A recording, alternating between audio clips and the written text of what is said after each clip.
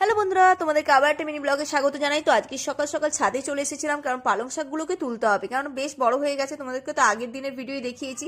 তো চলো এগুলোকে আগে ঝটপট করে তুলে নিই। তারপরে তুলে নেওয়ার পর দেখি না ছাদের এই পাশের কাজটা অনেকটা কিন্তু কমপ্লিট হয়ে গেছে। কি সুন্দর লাগছে না, রেলিংগুলো বসাচ্ছে, বেশ সুন্দর দেখতে লাগছে। তারপর দেখো নিচে চলে এলাম আর এসে রান্না করতে বসে গেছি। এখানে কড়াইতে তেল দিয়ে পেঁয়াজগুলো ভাজতে বসিয়ে দিলাম। তারপর আমি পালংটাকে ভালো করে ধুয়ে করে রেখেছিলাম, কেটে নিয়েছিলাম। তারপর এটাকেও ভালো করে একটু ভেজে নিতে হবে, কারণ পালং শাকের মধ্যে একটা হালি হালি গন্ধ থাকে, তো ওটা একটু ভালো করে না ভাজলে ওই গন্ধটা রয়ে যাবে। তার মধ্যে এবার 2 কোয়া রসুন, একটু জিরে গুঁড়ো, একটু হলুদ, নুন দিয়ে ভালো করে আর একটু ভেজে নিলাম।